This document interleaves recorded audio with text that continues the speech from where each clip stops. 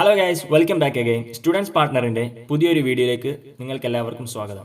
കഴിഞ്ഞ വീഡിയോയിൽ നമ്മൾ സംസാരിച്ചത് adventures in a banyan tree എന്നുള്ള പാഠഭാഗത്തിൻ്റെ ആമുഖമായിട്ട് നമ്മൾ പാഠഭാഗത്തെ മലയാളത്തിൽ നല്ലൊരു സമ്മറൈസ് ചെയ്ത് വളരെ സംക്ഷിപ്തമായി ചെറിയ രൂപത്തിൽ നമ്മൾ പരിചയപ്പെടുത്തുകയാണ് ചെയ്തത്. അതൊരു ആമുഖ ക്ലാസ് ആയിരുന്നു. അപ്പോൾ നമുക്ക് ഇനി വിശദമായിട്ട് നമ്മുടെ adventures in a banyan tree എന്നുള്ള പാഠഭാഗത്തിലേക്ക് നമുക്ക് കടക്കാം. ആദ്യമായിട്ട് റസ്കിൻ ബോണ്ട് എന്നുള്ള വിശ്വവിഖ്യാതനായ ഒരു ഇന്ത്യൻ എഴുത്തുകാരനാണ് ഈ പാഠഭാഗം, ഈ ഷോർട്ട് സ്റ്റോറി എഴുതിയിട്ടുള്ളത്. അപ്പോൾ ആദ്യമായി നമ്മൾ എല്ലാ പാഠഭാഗങ്ങളും പഠിക്കുന്നതിന് മുമ്പ് നമ്മൾ ആദ്യമായിട്ട് നമ്മളെ റൈറ്ററെ കുറിച്ച്, ഓഥറെ കുറിച്ച്, ആ കൃതി എഴുതിയത് അല്ലെങ്കിൽ ആ പാഠഭാഗം അല്ലെങ്കിൽ കവിത അല്ലെങ്കിൽ ആ സ്പീച്ച് അത് എഴുതിയ ആൾ അല്ലെങ്കിൽ അത് പറഞ്ഞ ആൾ, അയാളെ കുറിച്ച് നമ്മൾ പഠിക്കേണ്ടതുണ്ട്. അപ്പോൾ റസ്കിൻ ബോണ്ട് എന്ന് പറഞ്ഞാൽ Ruskin Bond born on 19th May 1934. നിങ്ങളുടെ പുസ്തകത്തിൽ അടിയിൽ ആ പേജ് നമ്പർ 9th 9ാമത്തെ പേജിൽ അടിയിൽ കൊടുത്തിട്ടുണ്ട് റസ്കിൻ ബോണ്ട് ഒരു ചിത്രമൊക്കെ അതിൽ കൂടെ കൊടുത്തിട്ടുണ്ട്. ഇപ്പോഴും ജീവിച്ചിരിക്കുന്ന ഒരു ഇന്ത്യൻ ഒരു സാഹിത്യകാരനാണ്, ഇംഗ്ലീഷ് സാഹിത്യകാരനാണ്. Ruskin Bond born on 19th May 1934 is an Indian author of British descent. His father was an officer at Royal Air Force. He wrote his first novel, The Room on the Roof, at the age of 17. It got John Llewellyn Prize in 1957. His first children's book was The Angry River.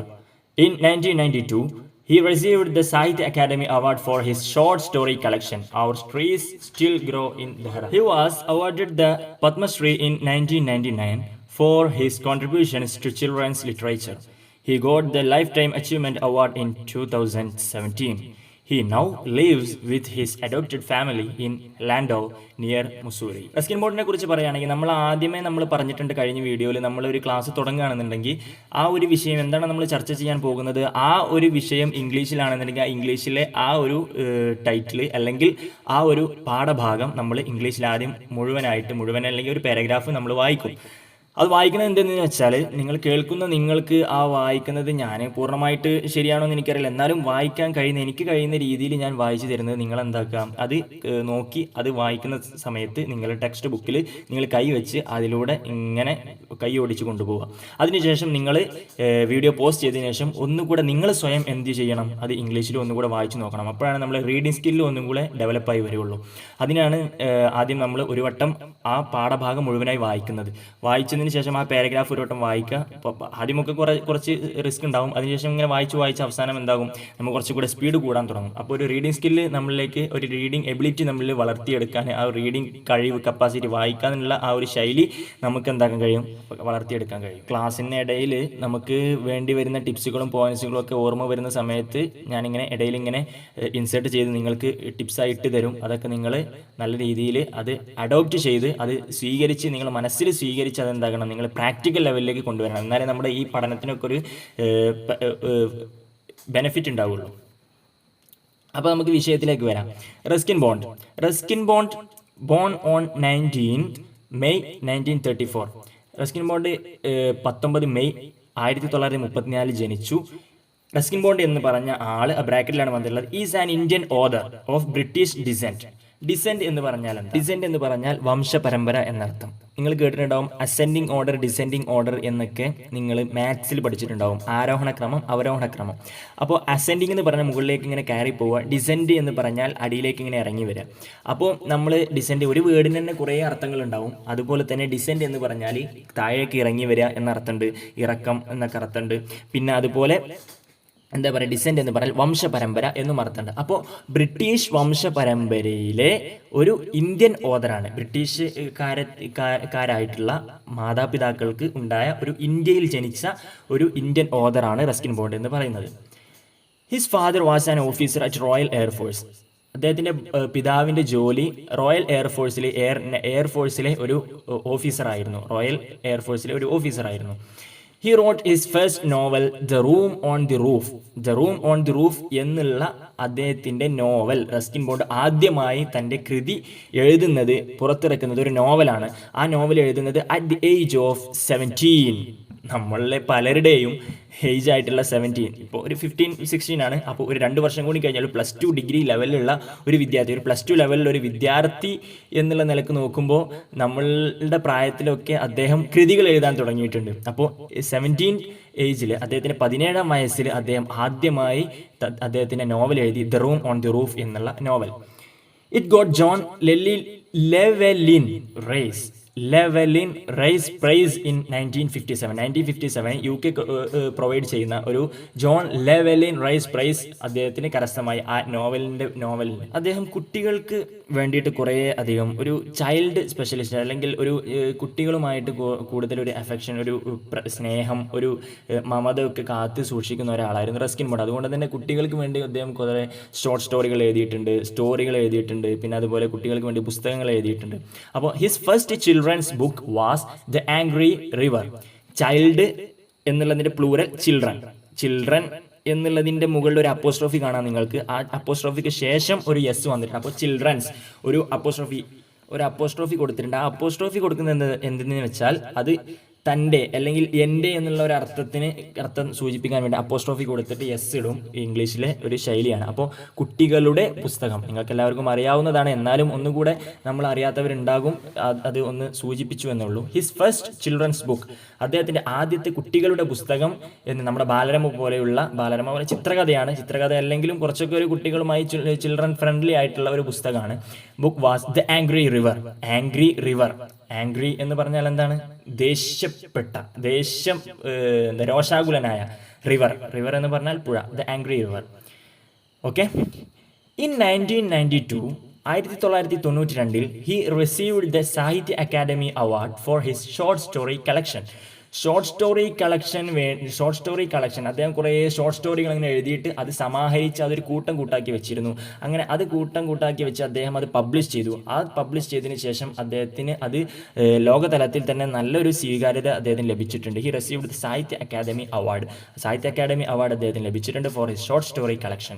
ആ short story കളക്ഷൻ്റെ പേര് അദ്ദേഹം കൊടുത്തത് എന്താണ്? അവർ trees still grow in ഡെഹ്റയിൽ ഞങ്ങളുടെ മരങ്ങൾ ഇപ്പോഴും വളരുന്നു. അവർ trees ഞങ്ങളുടെ മരങ്ങൾ സ്റ്റിൽ ഇപ്പോഴും ഗ്രോ വളരുന്നു. അത് പ്രസന്റ് ഫോമാണ്. അവർ ട്രീസ് എന്നുള്ളത് സബ്ജക്റ്റ് പ്ലൂറൽ ആയതുകൊണ്ട് ഗ്രോ എന്നുള്ള വേർബ് എന്തായി? അത് സിംഗുലർ ആക്കി കൊടുത്തു. ഗ്രോ. അവർ ട്രീസ് സ്റ്റിൽ ഗ്രോ ഇപ്പോഴും വളരുന്നു. ഇൻ ഡെഹ്റയിൽ ഇപ്പോഴും വളരുന്നു. ഡെഹ്റ എന്ന് പറഞ്ഞാൽ നിങ്ങൾക്ക് എല്ലാവർക്കും അറിയാം, മുസൂരി. നമ്മൾ ഇനി ശേഷം വരുന്നുണ്ട് മുസൂരി എന്നുള്ള ഒരു സ്ഥലം, നിയർ മുസൂരി എന്ന് ഈ ഭാഗത്തിന്റെ അവസാനം വരുന്നുണ്ട്. മുസൂരി എന്ന് പറഞ്ഞാൽ ഉത്തരാഖണ്ഡിലെ ഒരു സ്ഥലമാണ് മുസൂരി എന്ന് പറഞ്ഞാൽ. അതേപോലെ ഡെഹ്റ എന്ന് പറഞ്ഞാൽ ഡെഹ്റാഡൂണിൻ്റെ ഒക്കെ അടുത്ത്, ഡെഹ്റാഡൂണിലാണ് അദ്ദേഹം ജീവിച്ചുകൊണ്ടിരിക്കുന്നത്, മുസൂരി ഉത്തരാഖണ്ഡിലെ. അപ്പോൾ ഡെഹ്റ എന്നുള്ളത് ഡെഹ്റാഡൂണിൻ്റെ അടുത്തുള്ള ഒരു സ്ഥലമാണ് ഡെഹ്റ. He was awarded the Padma Shri in 1999 for his contributions to children's literature. അപ്പോൾ അദ്ദേഹത്തിന് സാഹിത്യ അക്കാദമി അവാർഡ് മാത്രമല്ല, he was awarded the Padmashri അവാർഡും കൂടെ അദ്ദേഹത്തിന് ലഭിച്ചിട്ടുണ്ട്. ഇൻ 1999 ഫോർ ഹിസ് കോൺട്രിബ്യൂഷൻ എന്ന് പറഞ്ഞാൽ സംഭാവന എന്നർത്ഥം. അതായത് സാഹിത്യത്തിന് വേണ്ടിയിട്ടുള്ള സംഭാവനകൾ. For his contributions to children's literature എന്ന് പറഞ്ഞാൽ ലിറ്ററേച്ചർ. അപ്പോൾ കുട്ടികളുടെ സാഹിത്യത്തിന് വേണ്ടി അദ്ദേഹം കുറേ കൃതികൾ എഴുതി, അദ്ദേഹം കുറേ സംഭാവനകൾ ലിറ്ററേച്ചർ സാഹിത്യത്തിന് നൽകിയിട്ടുണ്ട്. അത് കാരണമായി അദ്ദേഹത്തിന് Padmashri 1999 ലഭിക്കുകയുണ്ടായിട്ടുണ്ട്. He got the Lifetime Achievement Award in 2017. Lifetime Achievement Award എന്ന് പറഞ്ഞാൽ കുറേ തൻ്റെ കരിയറും പിന്നെ അതുപോലെ ലോകത്ത് ഉടനീളം കൊടുക്കപ്പെടുന്ന ഒരു ലൈഫ് ടൈം അച്ചീവ്മെൻറ്റ് അവാർഡ് ഉണ്ടാവും. അതായത് ജീവിതകാലം മുഴുവൻ അദ്ദേഹത്തിൻ്റെ ജീവിതം തന്നെ ലോകത്തിനൊരു മാതൃകയാണ് എന്ന് അറിയിക്കാൻ വേണ്ടിയിട്ട് കുറേ നല്ല ആളുകൾക്കൊക്കെ ലൈഫ് ടൈം അച്ചീവ്മെൻറ്റ് അവാർഡ് ലഭിക്കും.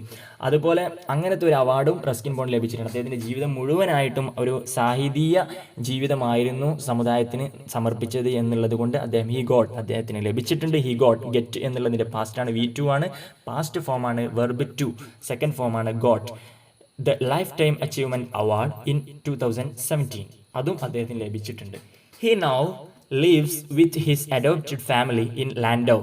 അദ്ദേഹം ഇപ്പോൾ ജീവിക്കുന്നു. ഹി നൗ ഇപ്പോൾ അവൻ ലീവ്സ് ജീവിക്കുന്നു വിത്ത് ഹിസ് അഡോപ്റ്റഡ് ഫാമിലി, അദ്ദേഹത്തിൻ്റെ ദത്തെടുത്ത ഫാമിലിയുമായിട്ട് ഇൻ ലാൻഡോറിൽ നിയർ മുസൂരിക്കടുത്ത് ഉത്തരാഖണ്ഡിലെ മുസൂരിക്കടുത്ത് ലാൻഡോർ എന്നുള്ള സ്ഥലത്ത് അദ്ദേഹം ഇപ്പോൾ ജീവിച്ചുകൊണ്ടിരിക്കുന്നുണ്ട്. അപ്പോൾ ഇതൊക്കെയാണ് നമുക്ക് റസ്കിൻ ബോണ്ടിനെ കുറിച്ച് കൂടുതൽ പറയാനുള്ളത്. അപ്പോൾ ഇനിയും റസ്കിൻ ബോണ്ടിനെ അടുത്തറിഞ്ഞ് നിങ്ങൾ റസ്കിൻ ബോണ്ടിൻ്റെ പുസ്തകങ്ങളും അദ്ദേഹത്തിൻ്റെ നോവലുകളും അദ്ദേഹത്തിൻ്റെ കഥപുസ്തകങ്ങളും എല്ലാം ഷോർട്ട് സ്റ്റോറികളും എല്ലാം ഈ ഒരു adventures in A banyan tree എന്നുള്ള ഈ ഒരു കഥ മാത്രമല്ല, ഇനിയും പുതിയ പുസ്തകങ്ങളൊക്കെ നിങ്ങൾ എന്ത് ചെയ്യണം, വായിക്കാൻ ശ്രമിക്കണം. അതിനാവട്ടെ നമ്മുടെ അടുത്ത നീക്കങ്ങൾ. ഓക്കെ, അപ്പോൾ നമുക്ക് നേരിട്ട് പാഠഭാഗത്തിലേക്ക് കടക്കാം. Adventures in a banyan tree, ഒരു ആൽമരത്തിൽ ഉള്ള അഡ്വഞ്ചേഴ്സ് സാഹസങ്ങൾ എന്തൊക്കെയാണ് എന്നുള്ളതാണ്. അതാണ് പാഠഭാഗത്തിൻ്റെ തലക്കെട്ട്.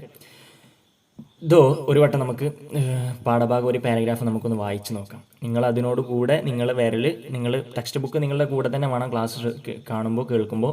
അതോട് കൂടെ നിങ്ങൾ എന്താക്കുക, ഒരു ഹെഡ്സെറ്റ് യൂസ് ചെയ്താൽ വളരെ ഉഷാറാകും. നല്ല രീതിയിൽ ശ്രദ്ധിച്ച് നമുക്ക് ബാക്കിയുള്ള കാര്യങ്ങളൊന്നൊക്കെ വിട്ടു നിന്ന് നമുക്ക് വളരെ ശ്രദ്ധ നമുക്ക് ക്ലാസ്സിൽ കൊടുക്കാൻ കഴിയും. അപ്പോൾ ഒരു വട്ടം നമുക്ക് വായിക്കുന്നത് നിങ്ങൾ ശ്രദ്ധിക്കാം. Though the house and grounds of our home in India were grandfather's domain, the magnificent old banyan tree was mine chiefly because grandfather, at the age of 65, could no longer climb it. Grandmother used to tease him about this and would speak of a certain Countess of Desmond, an English woman who lived to the age of 117 and would have lived longer if she hadn't fallen while climbing an apple tree. The spreading branches of that banyan tree, which curved to the ground and took root again, forming a maze of arches, gave me endless pleasure. The tree was older than the house, older than grandfather, and old as the town of Dehra, nestling in a valley at the foot of the Himalayas. അപ്പോൾ ഇതാണ് നമ്മൾ പാഠഭാഗം, ഒരു paragraph നമ്മൾ വായിച്ചിട്ടുണ്ട്. അപ്പോൾ ഇത് നിങ്ങൾ എന്ത് ചെയ്യുക, വീഡിയോ ഒന്ന് പോസ് ചെയ്തതിനു ശേഷം ഒന്നുകൂടെ നിങ്ങൾ വിരൽ വെച്ച് ഒന്ന് വായിച്ച് നോക്കാൻ ശ്രമിക്കുക. അപ്പോൾ നമ്മുടെ റീഡിങ് സ്കില്ല്, നമ്മുടെ വായനയിലുള്ള ഒരു മികവ് കൂട്ടാൻ സാധിക്കും. അപ്പോൾ നമുക്ക് വിഷയം ഒന്നുകൂടി ഡീറ്റെയിൽഡായി നമുക്ക് നോക്കാം. The house and the grounds of our home in India were grandfather's domain. അപ്പോൾ ഈ ഒരു സെൻറ്റൻസ് പൂർണ്ണമായിട്ടുള്ള കോമയാണ്. അപ്പോൾ ഈ ഒരു സെൻറ്റൻസ് നമുക്ക് കിട്ടാത്ത ഒരു വേർഡ് എന്നുള്ളത് ഡൊമൈൻ എന്നുള്ള വേർഡാണ്. ഡൊമൈൻ എന്ന് പറഞ്ഞാൽ എന്താ, ഒരു അധീനതയിലുള്ള ഒരു സ്ഥലം, തൻ്റെ ഒരു രാജ്യം എന്നൊക്കെ അർത്ഥമുണ്ട്. തൻ്റെ അധീനതയിലുള്ള, തൻ്റെ കീഴിലുള്ള ഒരു സ്ഥലം, ഒരു ആധിപത്യത്തിലുള്ള ഒരു സ്ഥലം എന്നാണ് അർത്ഥം. ഡൊമൈൻ, DOMAIN, അതൊരു പുതിയ വേർഡാണ്. നിങ്ങൾ നോട്ട്ബുക്കിൽ അത് എഴുതി വെക്കുക.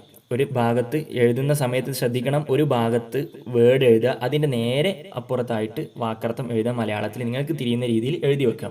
ഇംഗ്ലീഷിലായാലും വളരെ നന്നായി, അതിനോട് കൂടെ മലയാളത്തിൽ എഴുതുക. ഓക്കെ, അപ്പോൾ നമ്മുടെ ഇംഗ്ലീഷ് സ്കില്ല് ഒന്നും കൂടെ വളർത്തിയെടുക്കാൻ കഴിയും. അപ്പോൾ ഡൊമൈൻ എന്ന് പറഞ്ഞാൽ ആധിപത്യത്തിലുള്ള സ്ഥലം, തൻ്റെ കീഴിലുള്ള സ്ഥലം എന്നർത്ഥം. എങ്കിലും the house and the grounds of our home, എന്ന് പറഞ്ഞാൽ അതൊരു സ്റ്റാർട്ടിങ്ങിന് വേണ്ടി കൊടുത്തതാണ്. The house and grounds of our home, ഞങ്ങളുടെ വീടിൻ്റെ grounds. The house and grounds, വീടും ചുറ്റുഭാഗത്തുള്ള ഗ്രൗണ്ടുകളും മൈതാനങ്ങളും ഓഫ് അവർ ഹോം, ഞങ്ങളുടെ വീടിൻ്റെ. ഇൻ ഇന്ത്യ, ഇന്ത്യയിലുള്ള ഞങ്ങളുടെ വീടും അതുപോലെ അതിൻ്റെ അടുത്തുള്ള ആ ഗ്രൗണ്ട്സുമെല്ലാം, അതെല്ലാം വേർ ഗ്രാൻഡ് ഫാദേഴ്സ് ഡൊമൈൻ, അത് എല്ലാം മുത്തച്ഛൻ്റെ കീഴിലായിരുന്നു, മുത്തച്ഛൻ്റെ അധീനതയിലായിരുന്നു. അപ്പോൾ മുത്തച്ഛൻ്റെതായിരുന്നു ആ സ്ഥലങ്ങളൊക്കെ. അപ്പോൾ ഇവിടെ നമ്മൾ ശ്രദ്ധിക്കണം, നമ്മൾ സ്ട്രക്ചറും കൂടെ, നമ്മൾ ഈ സെൻറ്റൻസ് സ്ട്രക്ചറും കൂടെ ഇതിലൂടെ മനസ്സിലാക്കി പോകുന്നുണ്ട്. ഓക്കെ, അപ്പോൾ ഇവിടെ ഹൗസ് ആൻഡ് ഗ്രൗണ്ട്സ് എന്ന് പറയുമ്പോൾ അത് ഒരു സബ്ജക്റ്റായ സാധനമാണ്. അതിൻ്റെ ഒബ്ജക്റ്റ്, അതൊരു എന്താ പറയുക, തുടക്കത്തിൽ വരുന്ന ഒരു വേർഡാണ്. അതിൻ്റെ അത് ഗ്രൗണ്ട് അതുപോലെ ഹൗസ് എന്നുള്ളത് പ്ലൂറൽ ആയതുകൊണ്ട്, രണ്ടും പ്ലൂറലായി വന്നത് കൊണ്ടാണ് ഇവിടെ വാസ് എന്നുള്ളത് പകരം വേർ എന്ന് വന്നത്. വേർ അതായിരുന്നു ഗ്രാൻഡ് ഫാദേഴ്സ് ഡൊമൈൻ, മുത്തച്ഛൻ്റെ അധീനതയിലുള്ളതായിരുന്നു. അത് കോമ, എന്നിട്ട് സെൻറ്റൻസ് പൂർണ്ണമായിട്ടുള്ള comma. The magnificent old banyan tree was mine chiefly. The magnificent old banyan tree, magnificent എന്ന് പറഞ്ഞാൽ എന്താണ്, വളരെ സുപ്രധാനമായ, പ്രൗഢിയിലൊക്കെ നിൽക്കുന്ന, അല്ലെങ്കിൽ ഒരു ഗംഭീരമായ എന്നൊക്കെ അർത്ഥത്തിലുള്ളതാണ്, വളരെ ഭീമമായ എന്നൊക്കെ അർത്ഥത്തിലുള്ളതാണ്. The magnificent old banyan tree, വളരെ പ്രൗഢിയിൽ നിൽക്കുന്ന ഓൾഡ്, പഴയ ബനിയൻ ട്രീ, ആ ആൽമരം. വാസ് അതായിരുന്നു. അപ്പോൾ ഓൾഡ് ബനിയൻ ട്രീ എന്നുള്ളത് സിംഗുലർ ആണ്, അതുകൊണ്ട് ഇവിടെ വാസ് വന്നു. വാസ് അതായിരുന്നു. മൈൻ എൻ്റേതായിരുന്നു. മൈ എന്നുള്ളതിൻ്റെ മൈൻ, എൻ്റേത് എന്നുള്ള അർത്ഥത്തിൽ വരുമ്പോൾ അതിൻ്റെ ഒരു കൺവേർട്ടഡ് ഫോമാണ് മൈൻ എന്നുള്ളത്. Mine chiefly. ചീഫ്ലി എന്ന് പറഞ്ഞാൽ എന്താ? ചീഫ് മിനിസ്റ്റർ എന്നൊക്കെ കേട്ടിട്ടില്ലേ? ചീഫ് എന്ന് പറഞ്ഞാൽ എന്താ? മുഖ്യമായും, മുഖ്യ എന്നർത്ഥം. ചീഫ് എന്ന് പറഞ്ഞാൽ പ്രധാനപ്പെട്ട, ഇമ്പോർട്ടൻറ്റ്, ചീഫ്, മുഖ്യം എന്നുള്ള അർത്ഥത്തിലുള്ളതാണ്. അപ്പോൾ ചീഫ്ലി എന്ന് പറയുമ്പോൾ മുഖ്യമായും എന്ന അർത്ഥത്തിൽ വരും.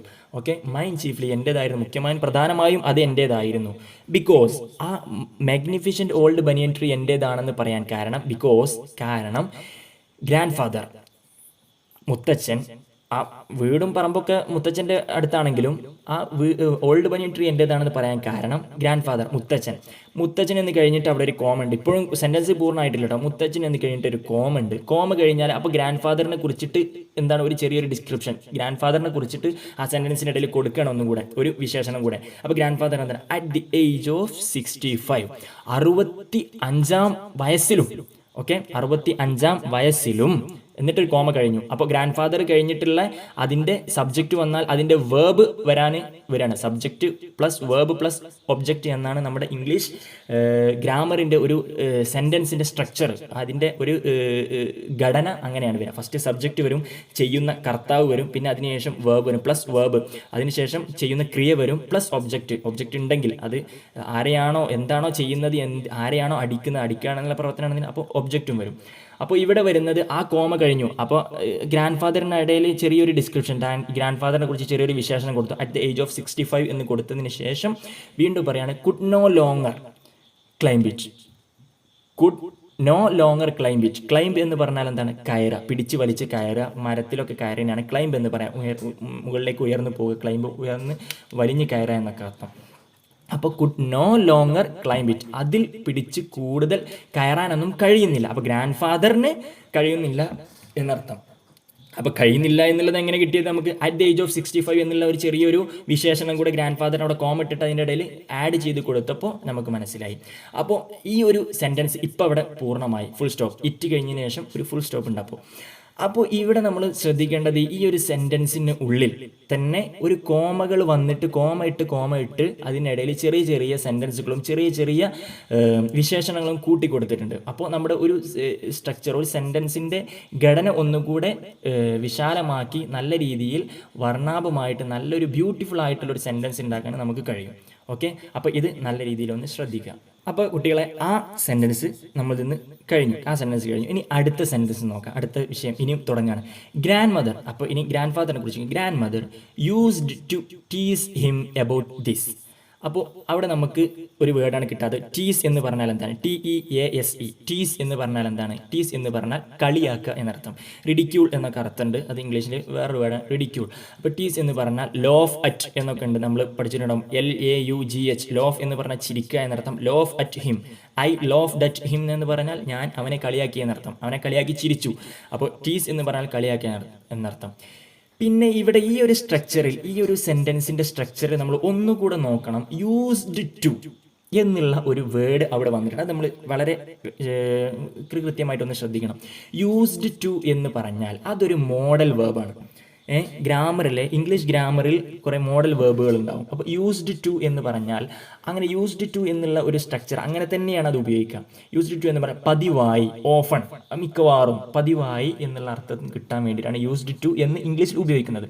അപ്പോൾ യൂസ് എന്ന് പറഞ്ഞാൽ ശരിക്കും അർത്ഥം എന്താണ്? ഉപയോഗിക്കുക എന്നാണ്. ടു എന്ന് പറഞ്ഞാൽ ചെയ്യാൻ എന്നുള്ള അർത്ഥത്തിൽ, ചെയ്യാൻ എന്നുള്ള ഒരു അർത്ഥം കിട്ടാൻ വേണ്ടിയിട്ടുള്ള ഒരു ടു ഉപയോഗിക്കും. ലേക്ക് എന്നുള്ള അർത്ഥത്തിൽ, ഇതിലേക്ക് എന്നൊക്കെ അർത്ഥത്തിലുള്ള ഉപയോഗിക്കുന്നത്. പക്ഷേ യൂസ്ഡ് ടു എന്ന് ആ രണ്ട് വേർഡും കൂടി വന്നപ്പോൾ, യൂസ് എന്നുള്ള വേർബും ടു എന്നുള്ള കൺജക്ഷനും കൂടി വന്നപ്പോൾ എന്ത് ചെയ്തു? വേറൊരു മോഡൽ വേർബായി മാറി. അപ്പോൾ ഇതിനർത്ഥം എന്താണ്? പതിവായി എന്ന അർത്ഥത്തിൽ വരും. Grandmother used to tease him. സാധാരണയായി മുത്തച്ഛനെ കളിയാക്കുമായിരുന്നു. എബൌട്ട് ദിസ്, ഈ വിഷയത്തെക്കുറിച്ച് കളിയാക്കുമായിരുന്നു. And would speak of a certain countess of Desmond. ഡെസ്മണ്ടിലെ കൗണ്ടസ് എന്ന് പറയുന്ന ഒരു ആള്, അതായത് ആള് എന്നെങ്ങനെ നമുക്ക് കിട്ടുക? അതിനുശേഷം വരുന്ന സെൻറ്റൻസ് നമുക്ക് മനസ്സിലാവും അതൊരു പെണ്ണാണ് എന്ന്. നമുക്ക് പിന്നെ അതിന് ശേഷം വരുന്ന സെൻറ്റൻസിൽ നിന്ന് നമുക്ക് മനസ്സിലാവും. ഇപ്പോൾ നമ്മളിങ്ങനെ അർത്ഥം പറയാം. ഡെസ്മണ്ടിലെ ഒരു കൗണ്ടസ്. സെർട്ടൈൻ എന്ന് പറഞ്ഞാൽ എന്താ? ഈ ഒരു സെൻറ്റൻസിൽ നമുക്ക് സെർട്ടൈൻ എന്നുള്ള വേർഡിൻ്റെ അർത്ഥം ചിലപ്പോൾ അറിയാത്തതുണ്ടാവും. സെർട്ടൈൻ എന്ന് പറഞ്ഞാൽ ഏതോ ഒരു എന്നുള്ളത്, ഒരു നിശ്ചിതമല്ലാത്ത കുറേ അർത്ഥങ്ങളുണ്ട്. അപ്പോൾ സെർട്ടൈൻ എന്ന് പറഞ്ഞാൽ ഏതോ ഒരു കൗണ്ടസ്, ഡെസ്മണ്ടിലെ കൗണ്ടസിനെ കുറിച്ച് എന്താവുമായിരുന്നു, മുത്തശ്ശി ഇങ്ങനെ പറയുമായിരുന്നു, ഗ്രാൻഡ് മദർ ഇങ്ങനെ പറയുമായിരുന്നു. And would speak of a certain countess of Desmond. ഡെസ്മണ്ടിലെ കൗണ്ടസിനെ കുറിച്ച്, ഏതോ ഒരു കൗണ്ടസിനെ കുറിച്ച് മുത്തശ്ശി പറയുകയും ചെയ്യുമായിരുന്നു. അപ്പോൾ ഇവിടെ ദിസ് കൗണ്ടസ് ഓഫ് ഡെസ്മണ്ട് എന്ന് പറഞ്ഞാൽ ആരാണ്? അപ്പോൾ ഒരു കോമ, പിന്നെയും വീണ്ടും അവിടെ ഒരു കോമ ഉണ്ട്. അപ്പോൾ അതിനെ വിശദീകരിക്കാൻ വേണ്ടി പിന്നെയും ഒരു വിശേഷണം കൊടുക്കുകയാണ്. An English woman who lived to the age of 117. അതായത് 117 വയസ്സ് വരെ ജീവിച്ച ഒരു ഇംഗ്ലണ്ടിൽ ജീവിച്ചിരുന്ന ഒരു പെണ്ണാണ്. ഇംഗ്ലണ്ടിലേക്ക് ചേർത്ത് പറയുമ്പോൾ നമ്മൾ ഇംഗ്ലീഷ് എന്ന് പറയും. ഇംഗ്ലീഷ് എന്ന് പറയുമ്പോൾ ഇംഗ്ലീഷ് എന്നുള്ള ലാംഗ്വേജിനെ കുറിച്ച് നമ്മൾ പറയും. ഇംഗ്ലണ്ടുകാർ സംസാരിക്കുന്ന ഭാഷ ആയതുകൊണ്ടാണ് ഇംഗ്ലീഷ് എന്ന് പറയുന്നത്. ആൻഡ് ഇംഗ്ലണ്ടിലേക്ക് ചേർക്കുമ്പോൾ ഇംഗ്ലീഷ് വുമൺ, ഇംഗ്ലണ്ടുകാരിയായ ഒരു പെണ്ണിനെ കുറിച്ച് who lived to the age of 117 or 117, 117 വയസ്സ് വരെ ജീവിച്ചിരുന്ന ഒരു പെണ്ണാണ് കൗണ്ടസ് ഓഫ് ഡെസ്മണ്ട് എന്ന് പറയുന്ന ആ സ്ത്രീയെക്കുറിച്ച് പറഞ്ഞു. ആ സ്ത്രീയെക്കുറിച്ച് പറയാൻ കാരണം എന്താണ്? മുത്തച്ഛൻ ഇത്രയും വലിയൊരു പ്രായമായിട്ട് 65 ഏജ് ആയിട്ട് പോലും അതിൽ കയറാൻ കഴിയുന്നില്ല. അപ്പോൾ അങ്ങനെ പറഞ്ഞിട്ട് കളിയാക്കുകയാണ് മുത്തശ്ശി ചെയ്യുന്നത്. പിന്നെയും സെൻറ്റൻസ് പൂർണ്ണമാവുന്നില്ല, കോമ, പിന്നെയും അവിടെ ആൻഡ് കൊടുത്ത് പറയണം. ആൻഡ് വുഡ് ഹാവ് ലീവ്ഡ്, ആ പെണ്ണ്, ആ കൗണ്ടസ് ഓഫ് ഡെസ്മണ്ട് എന്ന് പറയുന്ന പെണ്ണ് വുഡ് ഹാവ് ലീവ്ഡ് ലോങ്ങർ, അവൾ കൂടുതൽ ജീവിക്കുമായിരുന്നു. വുഡ് ഹാവ് ലീവ്ഡ് എന്ന് പറഞ്ഞാൽ ജീവിക്കാൻ സാധ്യതയുണ്ടായിരുന്നു കൂടുതൽ. ഇഫ് ഷീ ഹാഡിൻഡ് ഫാളൻ എന്ന് പറഞ്ഞാൽ ഫാളൻ എന്ന് പറഞ്ഞാൽ വേർബാണ്, വീഴുക എന്നർത്ഥം, നിലത്തേക്ക് വീഴുക.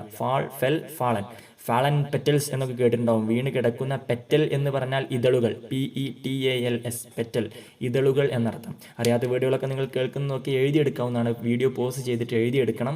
ഇതൊക്കെ നിങ്ങളുടെ ഫ്യൂച്ചറിന് വേണ്ടിയിട്ടാണ് നിങ്ങൾ വിചാരിച്ച് പഠിക്കണം, എന്നാലേ ജീവിതത്തിൽ ഉപകാരപ്പെടുള്ളൂ.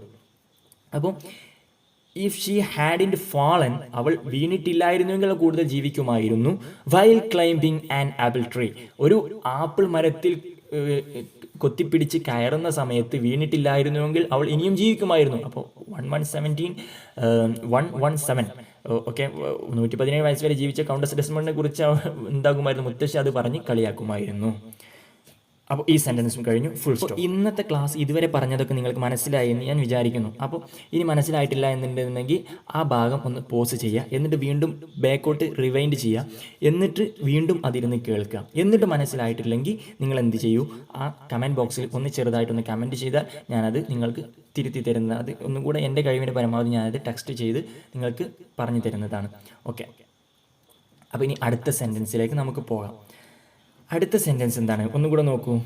The spreading branches of the banyan tree. Spread എന്ന് പറഞ്ഞാൽ പരക്കുക. സ്പ്രെഡ് എന്ന് പറഞ്ഞാൽ രണ്ടർത്ഥമുണ്ട്. പരക്കുക എന്നുള്ള അർത്ഥമുണ്ട്, പരത്തുക എന്നുള്ള അർത്ഥമുണ്ട്. സ്പ്രെഡ് എന്ന് പറഞ്ഞാൽ ട്രാൻസിറ്റീവുമാണ്, ഇൻട്രാൻസിറ്റീവുമാണ്. ട്രാൻസിറ്റീവ് എന്ന് പറഞ്ഞാൽ സബ്ജക്റ്റ് ക്രിയ ചെയ്യുമ്പോൾ ഒബ്ജക്റ്റിലേക്ക് വിട്ട് കിടക്കുന്നത്. അതായത് ഒബ്ജക്റ്റ്, ഞാൻ അവനെ അടിച്ചു, അപ്പോൾ അടിച്ചു എന്നുള്ളത് ട്രാൻസിറ്റീവായ സാധനം, ട്രാൻസിറ്റീവായ വേർബാണ്. ട്രാൻസിറ്റീവ് എന്ന് പറഞ്ഞാൽ മറ്റൊന്നിലേക്ക് എത്തുന്നത് എന്നർത്ഥം.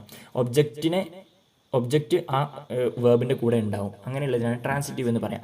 ഇൻട്രാൻസിറ്റീവ് എന്ന് പറഞ്ഞാൽ ട്രാൻസിറ്റീവ് TRANSITIVE,